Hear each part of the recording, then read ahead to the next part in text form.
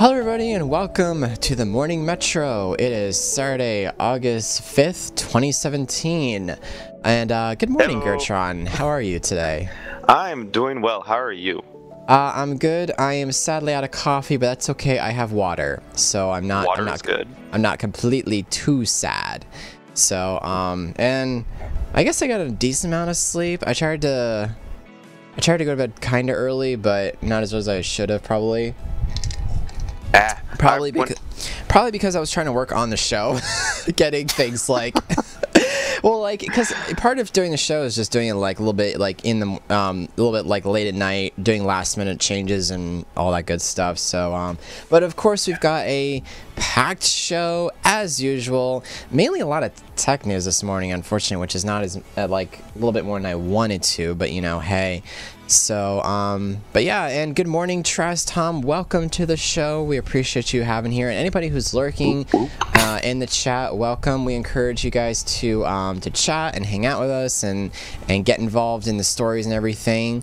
And without further ado, I believe that we are ready to go. So that was an abrupt stop. Need to figure out how to fix that.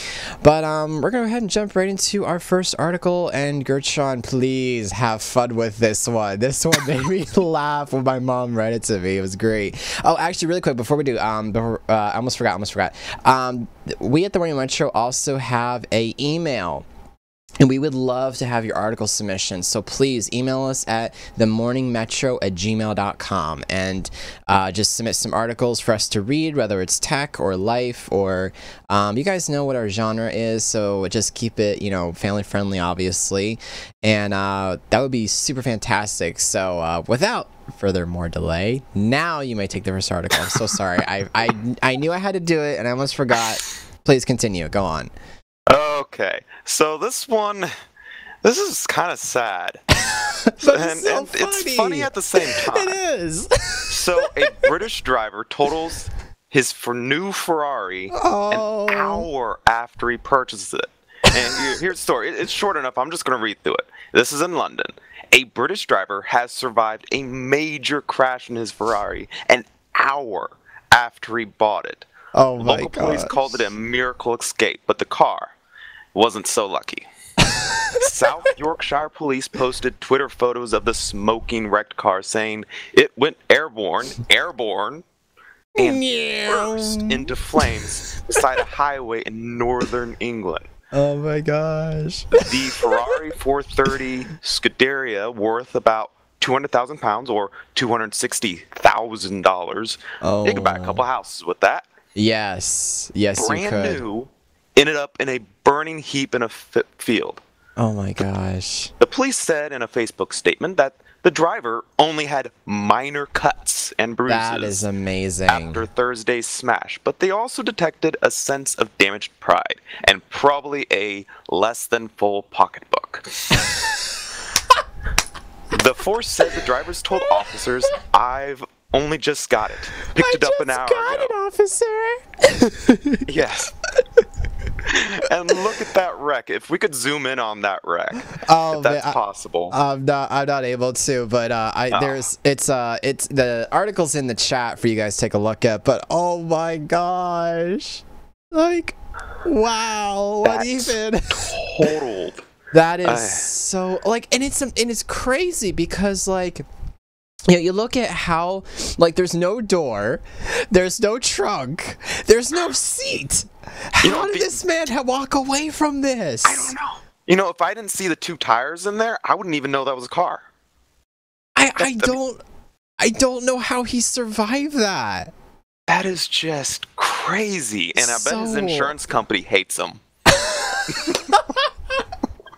I hope he had full coverage. Oh man, if we got like a soundbite for this poor man, I mean that's just yes, perfect. Oh my gosh! Holy cow! That is just that's just nuts. But yeah, like wow. Oh, hello, Hunter. Hello, Hunter. Welcome to the show. But yeah, like, I mean, that's 200. You smash a $260,000 Ferrari. Wow. I can't. That's just unreal. Like, what was he doing? That like he must have been speeding. Like, he probably when my mom actually submitted this article, and she was like, he must have been like trying to see how fast it was going to, how fast it goes, and he must have just like took off or something, just caught the wind wrong or whatever. But I mean, like, okay, so the question I would have is like, okay, if he was speeding, how is it that they didn't catch him like speeding down the highway first of all? I mean, gee whiz. And secondly, what ramp did he propel himself up to? That's my question. I mean, it's amazing.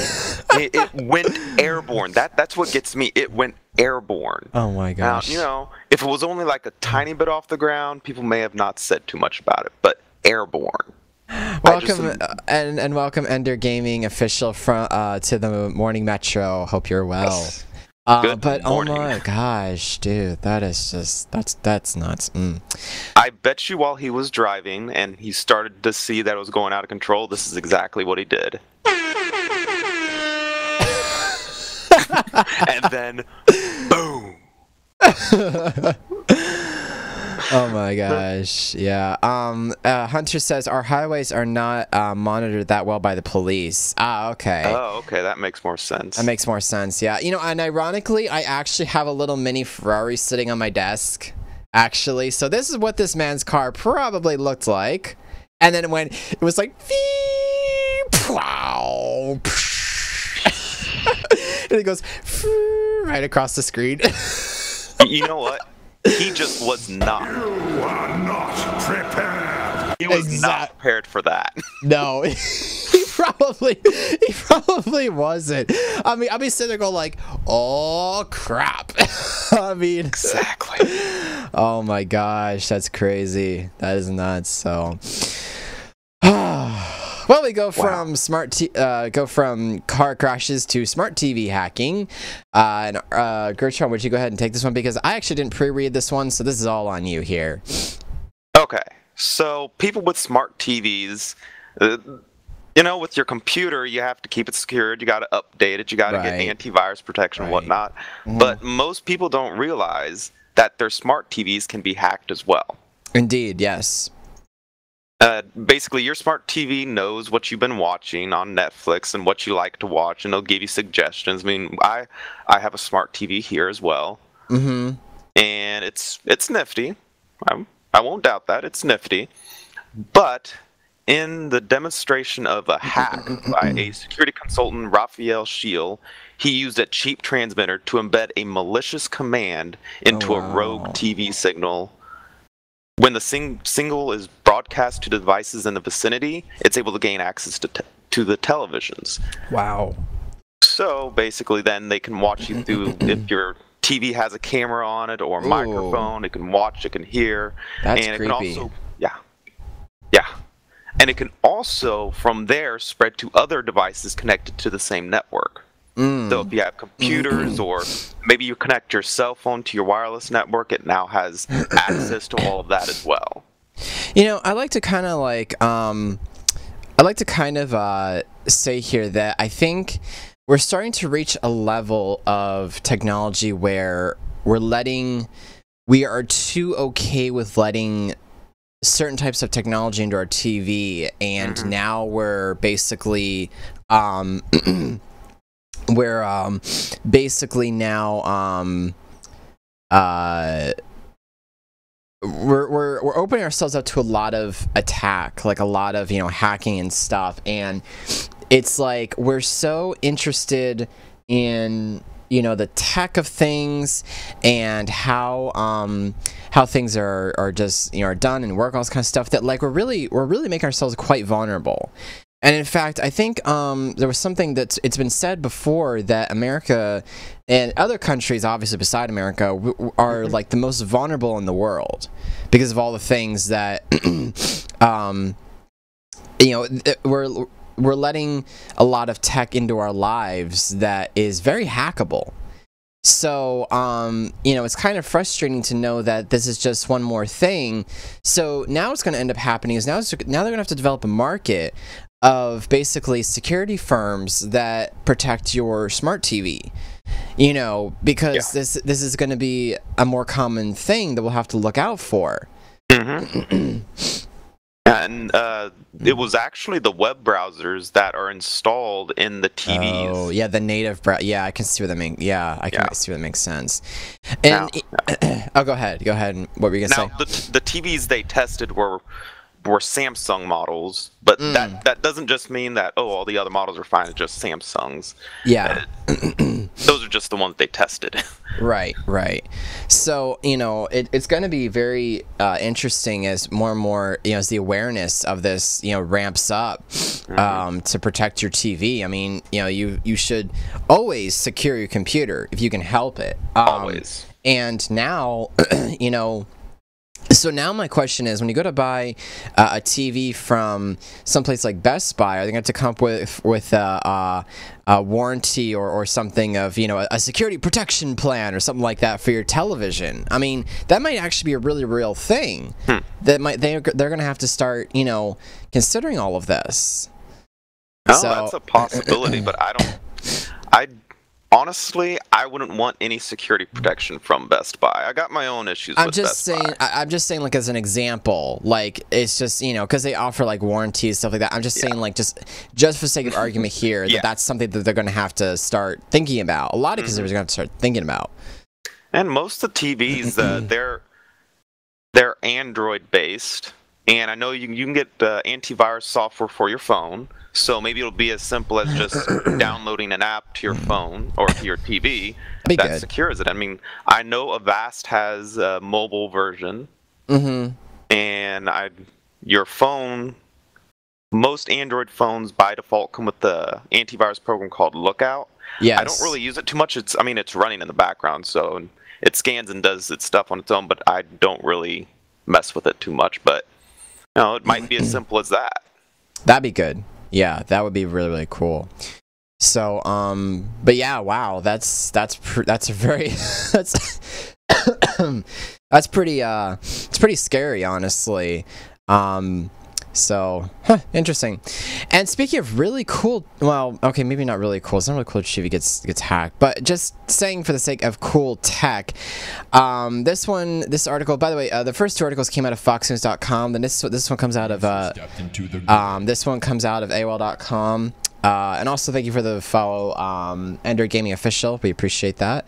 That was my for anybody who's watching this on YouTube, that was my follower notifications, because I don't turn those off during the show. But anyway, the self-deploying house can now build them. Oh, you beat me to it. Wow. The self-deploying house is now a thing. This is so sweet. So essentially a oh gosh, I thought there was I thought that was me for a sec.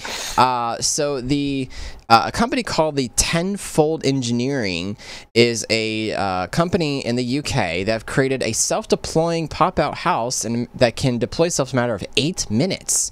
Owners push a button and the rooms fold out like an accordion using a counterbalance system. So this is basically really cool. So essentially, you can actually be a real-life turtle and take your home with you. Wow. Yeah, that's awesome. That is super cool. Imagine now. Here's the thing, though. So this is very cool. But I wonder, though, does this save on the building cost of building an because you have to build the home, like, I guess at the factory or at the company, and then you have to, like, sell it. So, like, I wonder how economically efficient this will be as this becomes, more of a reality for having a self-deploying home. Well, I think it's going to be more useful in the sense of for natural disasters that occur every now and then in certain places. I mean, obviously they wouldn't need anything extremely fancy. Right. But being able to say, okay, well, we can bring in 100 small homes that will just deploy right quick so people can have somewhere to be in shelter of some sort during a natural disaster, or even in areas that are less than financially stable. Mm-hmm. And just you can use it in like the countries that are not able to they aren't able to like build solid homes like like another country. Yeah, actually that's I didn't think about that, because I was thinking about like as in a homeowner could just go out and buy a self-constructing house and that's their living space, but I didn't think about it as it being used for maybe like natural disaster relief. I don't know what they intended for this, but this is definitely very, very cool, honestly, as a concept idea and hopefully a reality at some point in time. And another cool thing is for people who can actually afford it, first off, not a lot of people can afford it. You could buy a patch of land or buy multiple patches of land, and you can basically say, I'm just going to move my house every once in a while. Yeah. Very easy. Just pack it up, drive it off, move to the next place, drop it down. Now, the only thing that that it would be unavoidable is that the fact that you still have to move all your furniture, so it doesn't take your furniture with you. I was gonna sneeze there. There it is. Bless you. Thank you. So, you still. Oh my. So you still have to pack, pack your actual belongings, because it doesn't. I mean, if you left your belongings in, they're gonna get squashed. Obviously, you would have to rent probably a special moving truck for this constructing home. So I wonder, like, it's like there's a good side and downside to it. It's efficient because you take your home with you. It's not efficient because there might be a little bit of extra work or steps in taking your home wherever you go, kind of a thing. I mean, that's just me. It's still a very cool idea. So, I mean, what do you think? Do you think it'll be efficient for people to like take their homes with them like that, or what do you think? Well, in all honesty, you have to look at a couple different areas. Obviously, they're showing a flat land. If you don't have a flat level of land, you got issues there. But I honestly, while it's a great idea for natural disaster relief and those kind of things, I don't think it's going to be a very big deal for your average person, even if they have the money. Yeah. I can... so sorry. Yeah, I can... I feel like it would catch on as another option to like building a custom home. I don't know. There's a lot of good and bad points about this. I would love to see it develop more, definitely. Now, what I think is cool is they said in the article excuse me, they said in the article that all you have to do is just secure it with some a metal drilling drills basically to secure the building, which is cool. But the question is, do you have to have the company come out and it sounds so funny, unscrew your home? I mean like we're gonna unscrew our home today. Hello, tenfold building company. Yes, could you come out and unscrew my house? I'm ready to move. I mean, like, what? I don't know.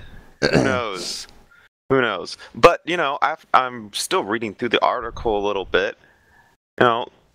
There are some good uses. I mean, not just with basic house. I mean, it says from medical clinics to offering camping shelters. I'm looking at the medical clinics right there.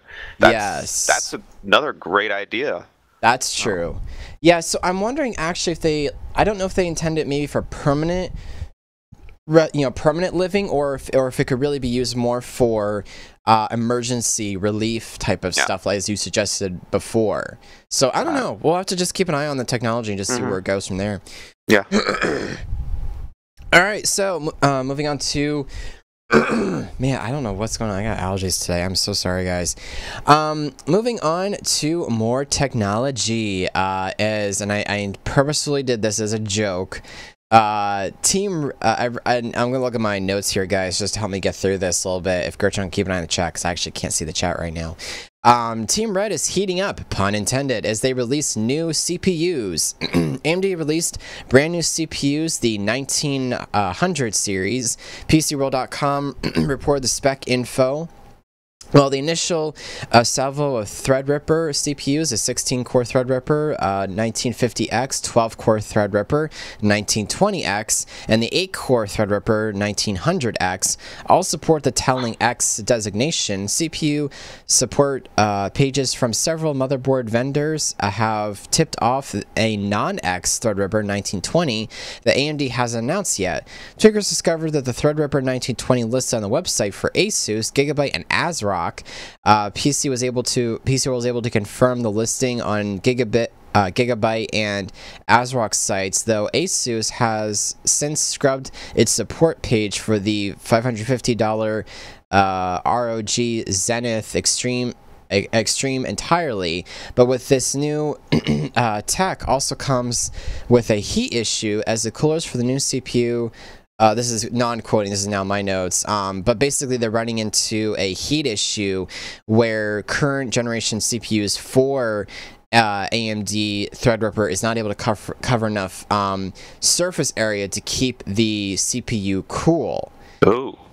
So apparently, and I kind of wanted to touch on this a little bit here, and as there's an article there in the chat, you guys can read along with us here.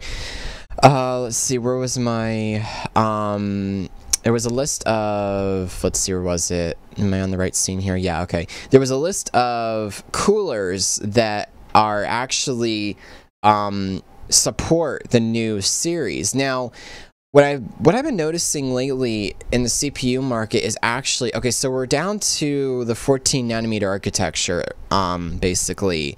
But what I'm also noticing is that CPUs are getting like wider and longer, is what I've noticed. So my question is, I thought CPUs were supposed to get smaller, not wider and, you know, in width and length here. Like, what's going on here that we're suddenly like seeing this? If you have any thoughts or theories, Gertron. Well, let's look at it like this. If I'm understanding correctly, if I remember correctly, in the beginning, when CPUs first came out, they were big. Uh-huh. Okay? Just like cell phones. True. Then as time went on, the cell phones got smaller and the CPUs got smaller. Mm-hmm. And now the CPU's getting bigger and the phones are getting bigger again. Yeah. That's my theory.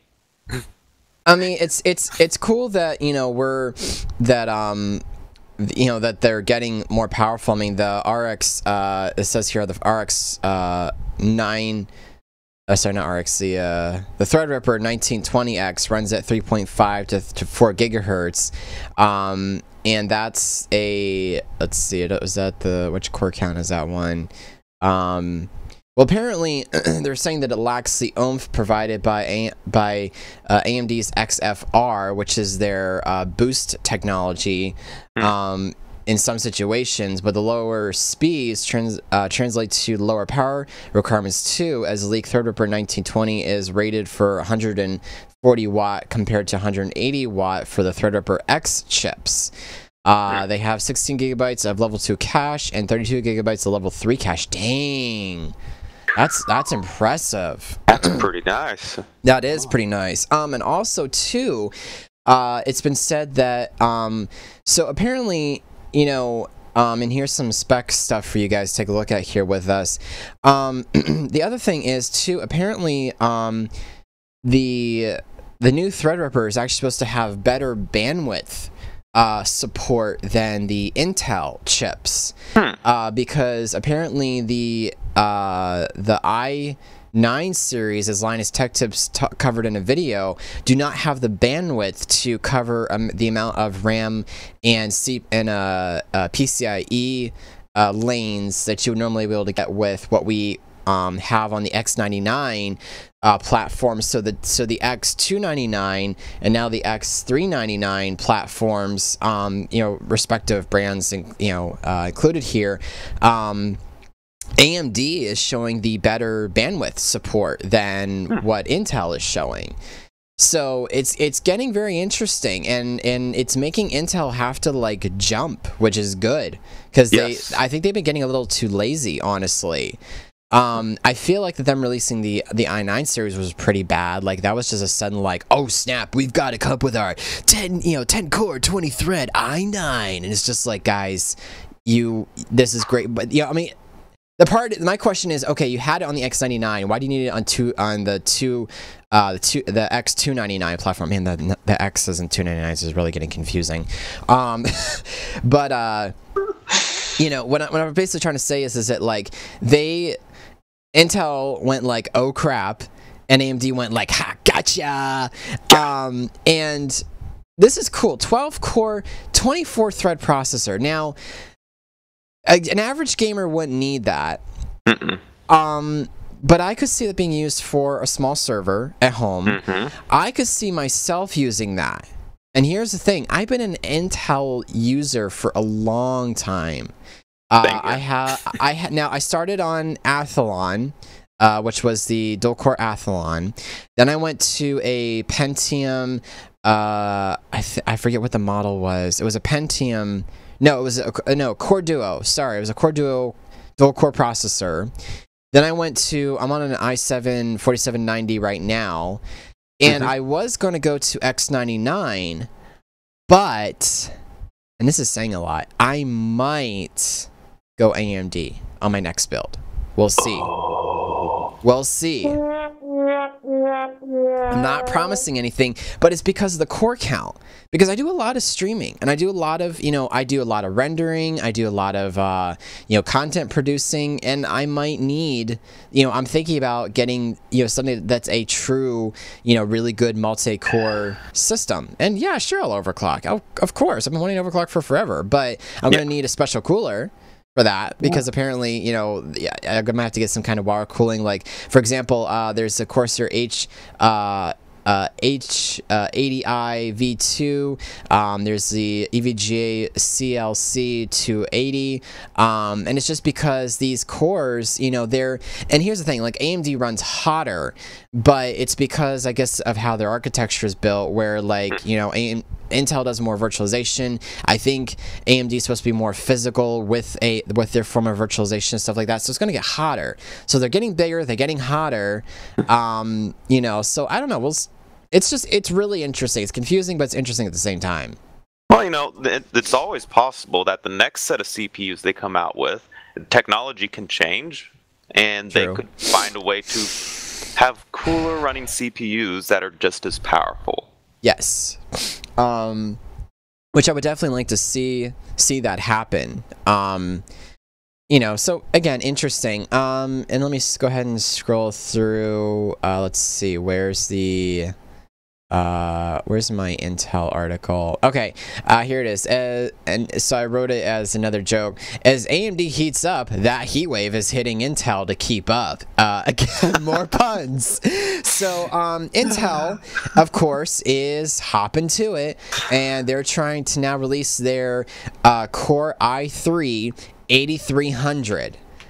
So they're now having to basically be like, oh snap, we got to keep up with it. Now, take this with a grain of salt, as they're predicting that this one is where was the spec here? Did I write this down? Please tell me I wrote this down. I was actually going to end up apparently reading the article because I didn't write show notes again. It seems that Intel is prepping a Core i3 as it has been spotted on a Chinese forum with a screenshot. The interesting thing here is that it is a quad-core with hyperthreading. This is a 8-4 configuration, and that would be a direct response to AMD Ryzen's 3. Could you guys stop copying each other's naming schemes? Check the screenshots as spotted through Anatech forums at NGA, but again, like, take this with a grain of salt, because this is just, I don't know, people are like, oh, look at this, we found this screenshot type of thing. But yeah, so possible i3, it looks like this is a 8-core processor here. That'd be interesting to see a i3 with an 8-core like that. Yeah, I've always thought i3s were the low ends. You weren't going to get more than 2 cores in there. Yeah, that's what I found interesting, is that this is a 4-core, 8-thread processor. So that might actually be pretty good. That would be pretty good. Now, again, this is if these are legit screenshots here.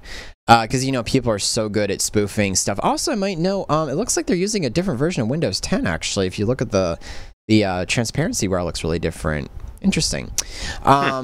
Side note, I think that actually when Microsoft was going to release a new UI update for Windows 10, I don't remember where I heard that, but I think that was a predicted theory.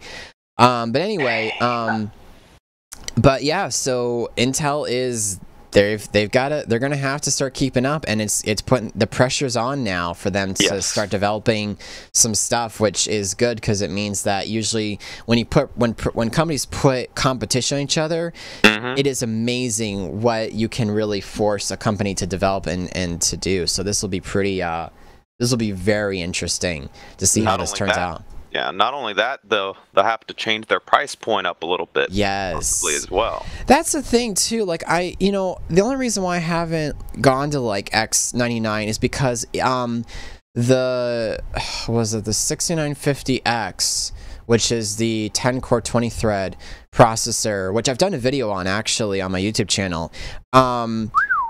It is a beautiful processor. It's also expensive. Yes, it's over $1,000. I'm looking at one right now, $1,500, almost 16. I would love so much to get that processor, but I can't afford it. And see, that's what I'm hoping with this, is that, you know, AMD's developing this, and I would really love for this to. I would love to get like a 10-core 20-thread processor in my hands. Like, that would just be. I guess I'm one of those guys that just likes to, you know, kind of say that I have it, but also I have legit reasons for needing it too. You know, I would love to, and I'm actually wanting to do a new server build, but I can't. Like, I wanted to use the X99 platform because of that processor, but because it's over $1,000, that's like the entire price of the computer alone. Yeah, and the processor. I could end up blowing $2,000 in theory, trying to get something that's comparable to what I've got now, which is a 16-core processor, but that's because there's 2 Xeons in it. It's got 2 Xeons and 24 gigabytes of RAM. So, you know, I can't build anything newer because it's too dang expensive. And I was looking at AMD just on their Ryzen series, and I couldn't keep the price under $1,000. So, you know, there's got to be, I mean, at some point, the market's got to say, look, we can't afford this. Like, this is too expensive, and no one's going to buy any of this unless you want to go broke doing it. You know, and I even tweeted at Corsair when they were talking about their Corsair 1. And I was like, and of course, and I said something effective like, you know, and of course, nobody can afford that unless they want us to go into debt, which was actually supposed to be a bit of a burn to them to get them to think about, hey, I'm not going to go into debt just to upgrade my computer. It's not worth it. So this is true. This is true. it's something to think about, you know, and they need to start thinking about it. And speaking of, sort of ironically, sort of like debt and like, you know, money and stuff like that, the RX Vega was it's fun to say. And we're going to Vega. You know, just drop the S instead of Vegas, instead of RX Vegas, which actually would have been funny if it was RX Vegas, but it's RX Vega. I don't know why. I feel like I should start partying for some reason. I'm just saying that. Okay, I'm gonna stop. Gurchard, do you want to go ahead and do this? Do you want to go ahead and do this article since I've been taking most of them? Okay, give me just one moment here. You look at the show notes if they make any sense to you. All right. Not only is AMD sending heat waves of competition to Intel, but now may be challenging NVIDIA with its cryptocurrency mining. Kit Guru reported as saying, for comparison's sake, the RX 580 is capable of around 25 megahertz. No, it's not. It's mega hash. In this case, it's which is a Bitcoin value. So however much mega hash you produce is the amount of money that you actually produce in cryptocurrency. Sorry, I've done the research, but go ahead. Around 25 mega hash, while the GTX 1080 Ti can hit around 32 mega hash. With that in mind, the RX Vega could be one of the more lucrative mining GPUs, though that won't really matter much if power usage is significantly higher. So basically, and it's been so what's been happening lately with the with GPUs, for some reason, and I forget what the reason for this is, graphics cards are actually used for Bitcoin mining. It has to do with how they work, how the architecture works, stuff like that. That they've been using it for this. Now, what happened a couple weeks ago was, I think NVIDIA came out with something about how that their graphics cards are suitable enough for Bitcoin mining and cryptocurrency in general. And when they said that, and suddenly GPUs started getting snapped up like crazy. And there's been a lot of Bitcoin miners that are using NVIDIA graphics cards for Bitcoin mining. Now the problem is that the concept of supply and demand happens here, where there's a lot of demand, but maybe like not enough supply or whatever. So the price of graphics cards, now I have checked this on Newegg. They haven't gone up all that much, but they're going up slightly because Bitcoin miners are going berserk over this, and they're buying up NVIDIA graphics cards. So now that AMD has confirmed that their cards can be used for Bitcoin mining, they're now going to be the next target of Bitcoin miners and other cryptocurrency miners using RX Vega for this. And I believe what they're trying to do is they're trying to ensure a way that they don't get overly snapped up, so the price of them doesn't go too high, and we can still get our RX Vega graphics cards at a reasonable price. Which I don't know if NVIDIA is going to do anything to help keep the price of their graphics cards down, but it is very interesting. AMD has literally, it's like they were silent for a couple of years. They come to the market, and then boom, shockwave of like everything just dropped, and it's like Intel and AMD went, oh snap, oh dang. This is probably what they were thinking. This is filth! I mean, well, it's not filth, but yeah, but I can see where I can kind of see what you're implying there a little bit. But yeah, it's crazy, like what's going on here, that AMD has disrupted both markets between processor and graphics cards. That and here's the thing, like they are a double force because they produce both their graphics cards and their CPU under one banner. It's not like we're having two companies produce two different products. This is all AMD putting the pressure on. And now it's going to end up forcing a lot of competition, pricing, technology, development, fandom. It's going to be crazy. System builders, not to mention system builders too. So we're talking like iBuyPower or CyberPower PC or Corsair, which weird to say Corsair is a system builder now, honestly. But it's going to get interesting, very, very interesting. So we're going to go ahead and end the show here, sort of winding down on an interesting story. So as you guys know, Elon Musk, the inventor, the man is an absolute genius, but the amazing inventor of our day, ironically came out publicly, says he is bipolar and suffers from unrelenting stress. He reveals in a bunch of tweets that he sent out on Twitter, and thank you, Gertrude, for dropping that article in the chat. And guys, if you got any comments on the show, please, it seems like you guys are kind of like lurking, but we love to know what you think of the articles we've covered here today. So basically, since this is sort of a short article, I'm going to read through this. And actually, ironically, why did Fox News capitalize the word "the"? Like it's like all in capital letters. I just noticed that for some reason. The billionaire Elon Musk has the caps lock key on. Probably. The billionaire Elon Musk has admitted he is bipolar and revealed a great highs and terrible lows of his life. Musk spoke out on Twitter after being asked about the ups and downs of existence. He says the reality is great highs, terrible lows, and unrelenting stress, he revealed. Don't think people want to hear about the last two. Musk was then asked how he dealt with the stress and responded, I'm sure there are better answers than what I do, which is just take the pain and make sure you really care about what you are doing. He was then asked if he was bipolar and answered, yeah. However, the tech tycoon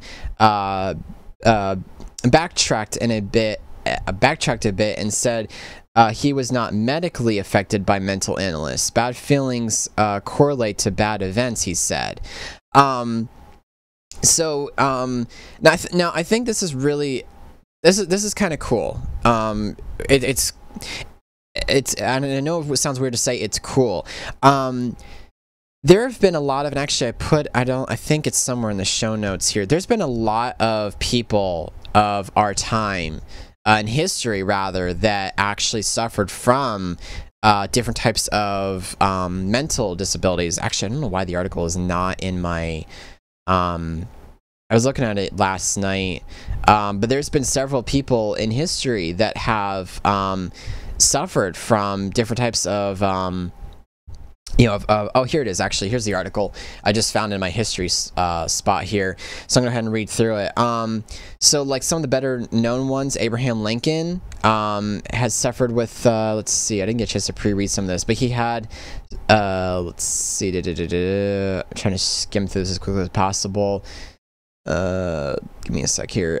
He had a severe bouts of depression, but was a very great president. Sir Isaac Newton, discovering mass and gravity, all kind of stuff, suffered from massive mood swings, psychotic tendencies, and antisocial behaviors, but like helped us discover some of the most amazing things of science. Charles Darwin, although I don't know if I would, I mean, he was a scientist, but I have some personal beliefs about all that, but I won't go into it on the show, obviously. But I mean, these great men of history, suffered from, different disabilities, and were still remembered and are legendary in history because of what they did. Like, for example, Beethoven suffered from, I believe, a victim of terrible, let's see, I think he actually had hearing loss. I think it says somewhere in here, but composed some of the most amazing music ever. So you had emotional bursts ranging from blissful aroma to depression. I mean, but I mean, just it's really, what I'm trying to say is it is really cool that even though Elon Musk suffers from being bipolar, he is still like it's very cool that he has changed technology. It has advanced technology, and I really suspect that he will be remembered in history as a great inventor and a great developer, and has given us so much, from his Hyperloop to, batteries for homes to all kinds of stuff. So it very, very cool. And honestly, I think this is kind of encouragement to anybody who does suffer from some kind of disability or whatever. I myself actually am dyslexic, and dyslexia covers a range of stuff, not just from reading and writing, but also covers things from feeling a little bit depressed to at times social anxiety and stuff. I mean, sometimes I'm antisocial at times, honestly. I'm like, I would rather be home where it's quiet than out in a crowd of people, and I deal with like sensory overload, stuff like that. But I still produce, this show and stream, and I still enjoy life and music and stuff like that. I mean, so, this is sort of an encouragement to anybody who's watching us either on Twitch right now or on YouTube. Don't think that just because you have some kind of, mental issue or physical whatever, that you can't accomplish great things. And Elon Musk is definitely a testament to that. So, yeah. So, Gertrude, any thoughts or comments on this? Well, I mean, take Albert Einstein, for instance. He had his own mental issues as well, but he was extremely intelligent. And you'll find that some of the most intelligent people in the world suffer from some sort of mental illness. Because that's just kind of how it is. Their brain's so, well, it's about the average size, but it's so full of all knowledge and able to think in such a different way that it just, sometimes it just makes them look like they have issues, even though they may not. Yeah. But but yeah, definitely super cool. So I guess before we completely wind down the show, any Gertrude, I know you always have a personal story from work and stuff or whatever. Any funny stories you want to share on the show before we end this whole thing out? Last Saturday was an interesting day. Oh yeah? We had 2 computers come in. Both were custom builds. Oh, nice. However, both the people were not very intelligent. I felt very sorry for them. Why? Because I was like, you have these custom computers, but you don't know what you're doing with them. Oh gosh, were they in a lot of bad shape when they came in, or what was their issues? Okay, so the first one we got, they had put in a new motherboard on it. And had 2 GPUs in there, and they were like, "Oh, one of my games aren't playing in there. I can't get a game to run." And I'm like, okay. And then multiple USB ports on the front wouldn't work. The power button wouldn't work. You actually had to take off the side case and push a button on the motherboard to turn it. Yeah. Are you serious? Serious. Oh my gosh. So I went in there. I got the software side of it fixed up. And then Paul, my boss there, comes over, and we're looking at how the kid had plugged the different wires in for all the front paneling. He basically just did color code. He didn't even read a manual or anything, which was why none of it worked. Paul went in there, put the cords all in the right place. Everything works. Oh gosh. Yeah. That's crazy. The second person. Had a Xeon. I can't remember what it was actually called, but I remember looking up the price for it. It was about its MSRP price was about $1,500.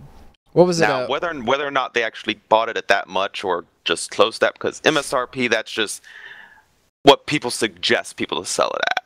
Yeah. He had bought it off eBay or something like that, so it probably was for less than that. Right. But he was like, it's not working in my computer. And we're just like, okay. Yeah. We find out it's just a BIOS update to get it to work. Oh, so, you know what? I'll bet you he stuck a 5960X in there, and it was an X99 Asus motherboard, and he didn't run the BIOS update you're supposed to run before you put those in there. Because you're actually, what's interesting is on, especially the specific board I'm talking about is, it's the X99 Deluxe 3.1 U slash I can't remember what the last number is, but that's an Asus board. And when I went to go upgrade one of our computers at church with a 6950X, I had to do a BIOS update first before I dropped that processor in there. So I'll bet you that's probably what the case was here. Yeah, that was going on. I'm just thinking, now both of these people, I know they're streamers because they had OBS Studio installed on their computers and a bunch of games and other things like that. I'm just like, if you guys are supposed to be like gamers, shouldn't you know this stuff? Exactly. Well, okay, no, all right, no, actually, I'll take that back just slightly. Okay. I know people who are streamers, because obviously I'm on Twitch quite a lot. Surprisingly, there is actually a small group of people that I know who don't know what certain things are, or even don't know how to configure certain stuff. And I end up being tech support for a lot of those streamers, actually. I'm getting a bit of a reputation around Twitch for helping people fix their streams and everything. So, no, I mean... I honestly actually would say don't assume that, because there is a small population that don't. But yeah, no, although I can understand the slight annoyance, yes. But interesting though. That is kind of funny a little bit. For for me, as far as personal stories, I mean, not a whole lot really like happened this week, honestly. It's been kind of like dull, actually, other than the fact that I was just been working on a new music track, which I hope to release sometime, if not this weekend, then next week. I've been working really hard on this particular one. You know, I listen to a lot of epic cinematic music and everything, and this one, I'm having a lot of my friends like listen to it, and they're like, "Oh, it sounds really good," or reminding me of like, you know, some kind of sci-fi battle scene. I'm like, "Yes, I did it!" So now the sad part is, here's what I hate. I hate when I reach the end of a music project and then I have to think about what I want to produce next. That is always the most frustrating thing. Because I'm like, oh man, what do I want to do next? What do I want to, like, you know, what's my next piece? So I think probably I've been wanting to do a project with my sister. So I will actually probably do a cover with her, because she can sing and I can't. So I will probably be doing a cover of an Amber Lynn song with her, so that'll probably be my next piece. And then after that, I don't know. I'll just have to see. I'll have to see where it goes and everything. So, but I'm happy. You know, I love making music. I mean, I try to get into everything from video to streaming to music, all that kind of stuff and everything. So, but yeah, that's basically what I've been sort of up to this week. So, but yeah, but thank you guys so much for and to quick answer Travis Tom's question, I use Studio One to make my music. Just a little side note to answer your question. But anyway, thank you guys so much for watching, chatting, read along with us. We again, we love having you guys here, and it really means a lot when you guys are chatting, stuff like that. Please, again, email us at themorningmetro@gmail.com. We would love to have some more article submissions and stuff. We might give you a shout out too if you submit an article as well. But yeah, thank you again. And until then, we will catch you guys later. Gertron, have a great morning at work, and we will see you next Saturday then for the show. Yep. Next Saturday. All right.